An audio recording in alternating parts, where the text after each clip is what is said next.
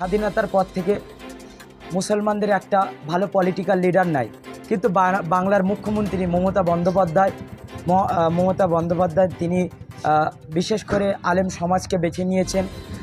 তিনি এখন একটা বড় দায়িত্ব পেয়েছে, যে দায়িত্বটা স্বাধীনতা সংগ্রামের পর থেকে কেউই পায়নি। এটা একটা বড় অ্যাচিভমেন্ট ফুরফুরা শরীফের জন্য। হ্যাঁ, তাই আমরা কাসেম সিদ্দিকীর কাছে অভিযোগ জানাতে এসেছি। যারা বিরোধিতা করছে তাদেরকে বলবো, আপনাদের মাথায় গোবর আছে, আপনারা অন্ধভক্ত হয়ে গেছেন। আপনার সাথে আপনারা দেখা করুন, কি আলোচনা কেন পিজাদা আমরা সেবা সংগঠন থেকে, বিশেষ করে ঘুটিয়ারি শরীফ থেকে আমরা এসেছি, বিশেষ করে জনাব শাহিনুল লস্কর মহাশয়ের নেতৃত্বে। তো তিনি সদা সর্বদা গরিব দুঃখীর পাশে থেকেছেন এবং তিনি বিশেষ করে ঘুটিয়ারি শরীফের যে সকল রাস্তাঘাট খারাপ আছে তিনি সদা সর্বদা নিজের পয়সায় তিনি সেগুলোকে ঠিক করেছেন এবং তিনি অহরহ চেষ্টা করেছেন যে কীভাবে গরিব দুঃখীর পাশে থাকা যায়। আজকে আমাদের অভিযোগ ছিল নারায়ণপুর অঞ্চলের যিনি প্রধান সালাউদ্দিন মহাশয়, তিনি আমাদের পঞ্চায়েতে আসেন না দীর্ঘ 15 বছর এবং গরিব দুঃখীকে খেয়াল করেন না। আমরা বিশেষ করে জনাব কাসেম সিদ্দিকী মহাশয়, তাঁর কাছে তিনি রাজ্যের জেনারেল সেক্রেটারি হয়েছে, অর্থাৎ রাজ্যের সাধারণ সম্পাদক, তাঁকে জানানো হয়েছে। এর পরবর্তীতে তিনি বলেছেন লিখিত আকারে দরখাস্ত দিতে তিনি একটা কড়া স্টেপ নেবেন। আমরা ইতিমধ্যে উপস্থিত হয়েছি ফুরফুরা শরীফ। বিশেষ করে ফুরফুরা শরীফে আসার মূল উদ্দেশ্য, রাজ্যের জেনারেল সেক্রেটারি যিনি টিএমসি থেকে রাজ্যের জেনারেল সেক্রেটারি হলেন, অর্থাৎ রাজ্যের সাধারণ সম্পাদক জনাব কাসেম সিদ্দিকী আল কুরাইশি হাফিজাহুল্লাহ, তাঁর সাথে আমরা সাক্ষাৎ করতে এসেছি ঘুটিয়ারি শরীফ থেকে জনাব শাহিনুল লস্কর মহাশয়ের নেতৃত্বে। এবং আমরা খুবই খুশি যে আজকে স্বাধীনতার পর থেকে মুসলমানদের একটা ভালো পলিটিক্যাল লিডার নাই, কিন্তু বাংলার মুখ্যমন্ত্রী মমতা বন্দ্যোপাধ্যায় তিনি বিশেষ করে আলেম সমাজকে বেছে নিয়েছেন। পিজাদা কাসেম সিদ্দিকীর পর থেকে মুসলমানদের একটা ভালো পলিটিক্যাল লিডার নাই, কিন্তু বাংলার মুখ্যমন্ত্রী মমতা বন্দ্যোপাধ্যায় তিনি বিশেষ করে আলেম সমাজকে বেছে নিয়েছেন। পিজাদা কাসেম সিদ্দিকী আল কুরাইশিকে বিশেষ করে আমরা ছাত্ররা মনে করি যে যদি আলেম সমাজের মধ্যে যদি এরকম বড় বড় জায়গায় যেতে থাকে, আমরা মনে করি সমাজে দুর্নীতি হবে না। দুর্নীতি থেকে মানুষ নিজের মূল বক্তব্যটা, যে অসুবিধায় থাকবেন তারা নিজের বক্তব্য নিজেরাই বলতে পারবেন।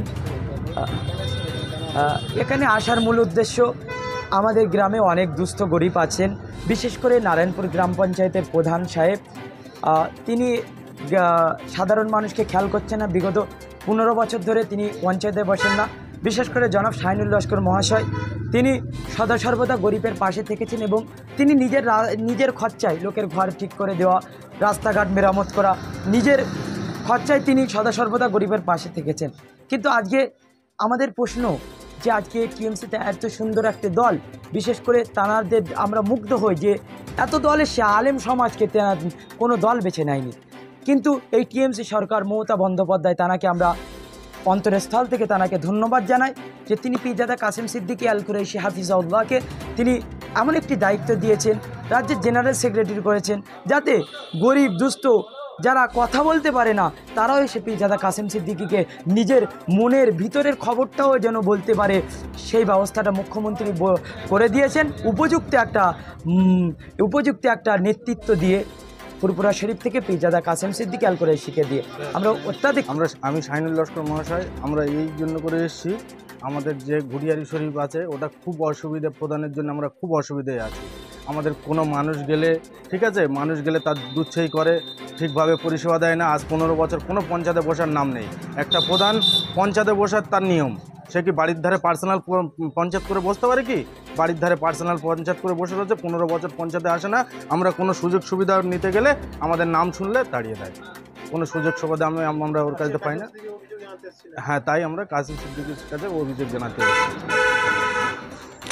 জানাই আমাদের বাংলার মানবিক মুখ্যমন্ত্রী মমতা বন্দ্যোপাধ্যায়কে, যে তিনি একজন যোগ্য সাধারণ সম্পাদককে বেছে নিয়েছে এবং আমি ধন্যবাদ জানাই এবং সবুজ অভিনন্দন জানাই পিরজাদা কাসেম সিদ্দিকী সাহেবকে, যে তিনি সাধারণ সম্পাদক হিসেবে আমাদের রাজ্য টিএমসিতে জয়েন করেছেন।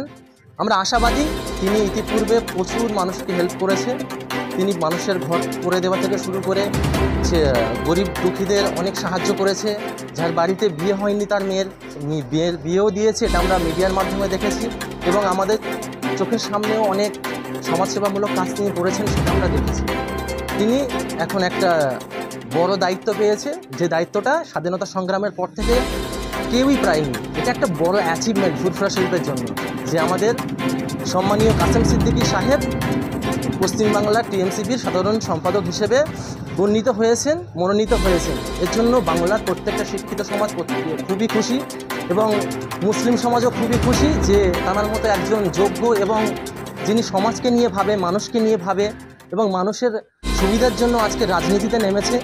তাই জন্য আমি তাঁকে অত্যন্ত আমরা আনন্দিত এবং তাঁকে সাদরে আমন্ত্রণ জানাচ্ছি।